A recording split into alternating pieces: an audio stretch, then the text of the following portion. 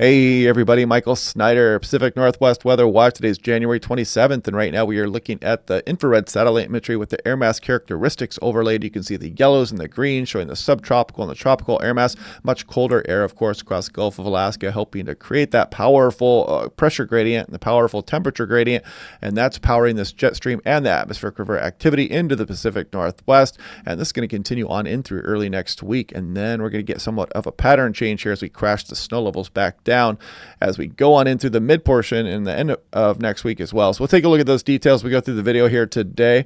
Taking a look at the Doppler radar overlay, you can see the slug of moisture moving up across some of western Oregon, Washington. Low pressure center spinning there actually brought some blustery, windy conditions across some of the Oregon coast. Additional precipitation rounds coming for southern Oregon also, and you can see the conveyor belt all the way back across the Pacific Ocean. This is all headed for the Pacific Northwest, but some areas are not going to be raining all the time here as we go through the early portion of next week. However, some places are going to be targeted for some pretty heavy rainfall. We'll take a look at those details as we go through the video this morning. Looking at the National Blend of Models, this is for today. You can see things starting to really ramp up out there, relatively speaking anyway. You can see some temperatures maybe in the upper 50s, approaching 55 for Seattle, some low 50s there for Southwest BC. Of course, cooler across the higher terrain in eastern Washington and Oregon, as is typically the case here, but some warm temperatures out there across some of the east slopes of Oregon also, so pay attention to that. And as we go through tomorrow, check it out. The record high for Seattle tomorrow is, I believe, 57 degrees, so we have a good chance at breaking that for Seattle. Some temperature records are probably going to fall across western Oregon. You can see Southwest BC warming up quite nicely as well in some of the lower elevations of eastern Washington and Oregon.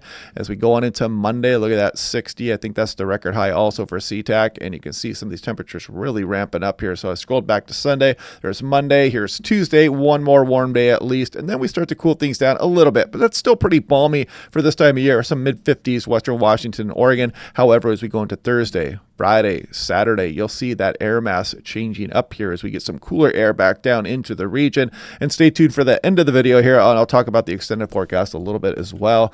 Taking a look at Seattle, Tacoma International Airport, 28 of January here, and this record high is 57. That might be going down tomorrow, and 60 for Monday. So we might be breaking a couple of records here. And then you can see the cooler air start to arriving as we go through about February 1st, 2nd, and on in through the early portion there. Here are the record highs. And again, yes, it is 60 for the 29th and 57 for tomorrow. So decent chance at breaking that. And we are playing catch up still a little bit in the precipitation, but we're probably going to exceed that and become above average here for the month of January.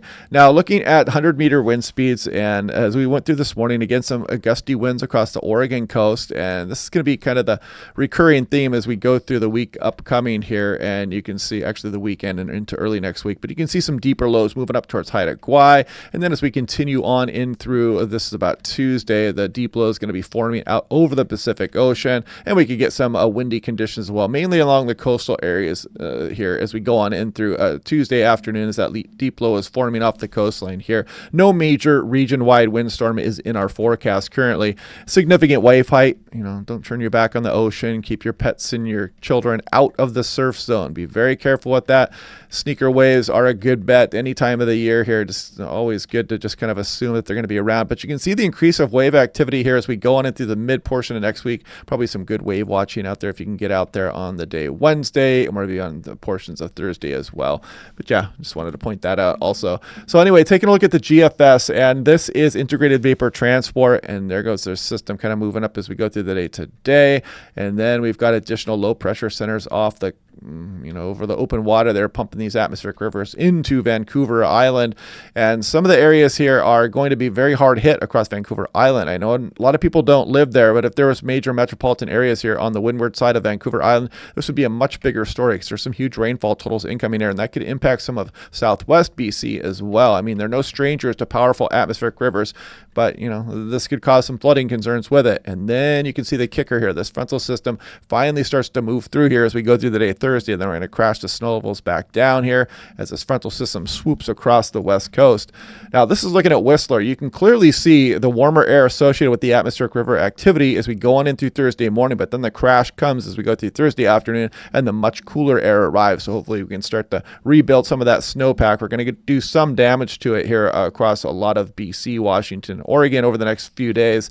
This is looking at Crystal Mountain further south down into Washington, and you can see the crash here as you go through Thursday afternoon afternoon also. Much cooler air arriving. And if you're wondering, this is a cross section. So basically you're looking about 4,500 feet here, the Crystal Mountain ski area there, Mount Rainier. And this would be about 10,000 feet relative to sea level. And you can see some of those temperatures, the freezing level going above briefly, maybe even 10,000 feet there. Now, looking at snow depth in centimeters, so I want to kind of include Southwest BC in this as well. You can see Vancouver Island and its snowpack and the Olympic Mountains here and some of the Cascades of Washington. But you can see where these numbers are kind of going the wrong way here, and you can see we're kind of messing with the snowpack here across Vancouver Island as well. You can see it's not just decimating the entire snowpack or anything, but it is going to be thinning it out a bit here, and we're bringing some much warmer temperatures. And then we start to crash things back down, and the snow level drops, and hopefully we can start to rebuild that snowpack here as we go towards the end of next week on into the following weekend.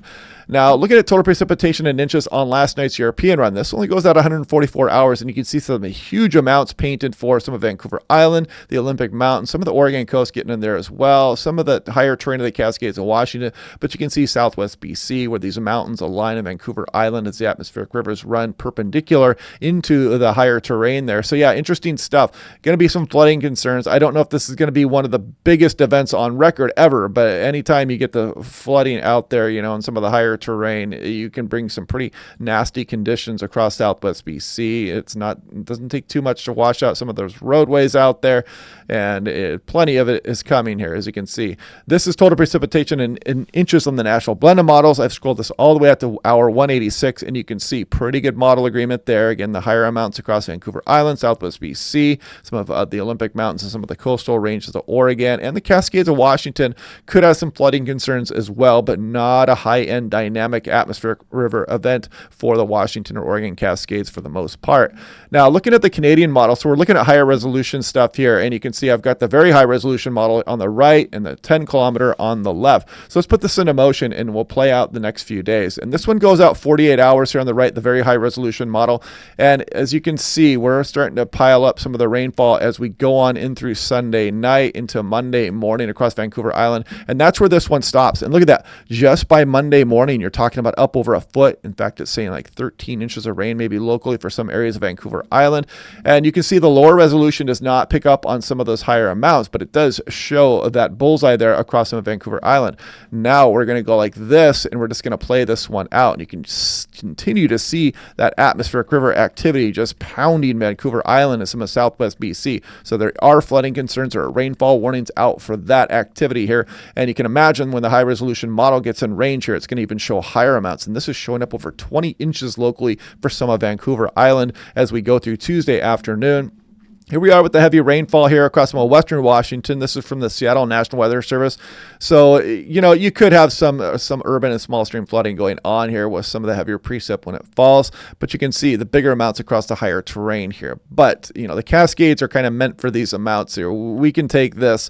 The biggest concern right now is across Vancouver Island and some of Southwest BC. However, you can't rule out some localized flooding conditions.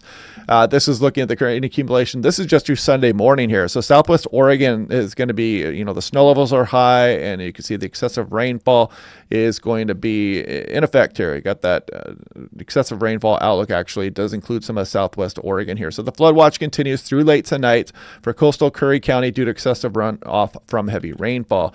And this kind of shows you the government of Canada, they do have the special weather statement out here for the series of storms battering Vancouver Island and Southwest BC. Check that out if you want. And just kind of looking at the vertical cross section here of an atmospheric river, and they only go to about 10,000 feet in the atmosphere of pretty low level line features. And you can imagine you'd be looking at into the atmospheric river here, so maybe be standing over the Pacific Ocean, pointed back towards Vancouver Island, and this is what it would look like if you could see that moisture plume. So as you can imagine, this runs into terrain, and you get pretty dramatic rain shadowing effects on the windward versus the leeward sides. Some cases, some of the leeward sides don't get much of any precipitation in some of these atmospheric river events, but the windward sides just get absolutely hammered, and the flooding can be severe. Now, taking a look at this weather station, this is very fun to watch when you've got one of these attached to your home. It's all solar powered. It's all wireless. Lightning detection system tells you when it starts raining. This haptic rain sensor can detect those raindrops, and its ultrasonic anemometer here is quite accurate as well. And I've clicked on one here in Cannon Beach, And if we go a little bit closer, look at how often the wind updates. This is just a very fun station to watch. You can see it just updates nonstop. It tells you when lightning was last detected 3 days ago. The thermometer is quite accurate. It shows you the pressure. And you can click on any one of these here as well, and then you can get these charts and see when your high wind speed occurred and whatnot. You can see a little bit of gusty wind came through here as we went through this morning. But yeah, interesting stuff there. Click on the link down below if you want to order those, 10% off.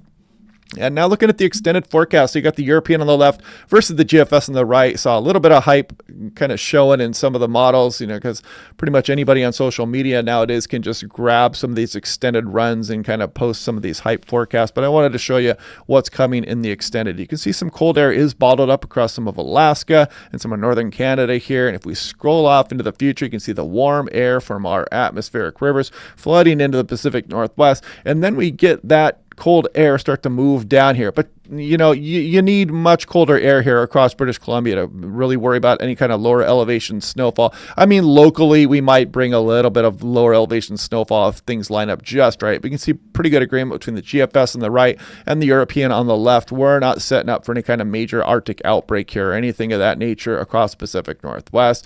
I mean, best case scenario right now, it looks like maybe we'll keep this trough here and we'll be able to build up some of the mountain snows across Pacific Northwest, and it might even include in California at times. As you can see, it extends pretty far south, but we'll watch it here. If things line up just right, you can get some of the outlying areas and some of the higher foothills getting some snowfall at a setup like this as well. But no major Arctic outbreak is showing up that can be reliably seen through the extended forecast. So anyway, yeah, I hope you guys are prepared. I mean, it's going to be just this off and on clouds and rain as we go through the midweek period here. And then we're going to get that frontal system finally to kick through midweek. And then we bring that colder air mass. So anyway, hope you guys are liking these videos. Click like and subscribe. We'll do this again tomorrow, and I will talk to you guys then.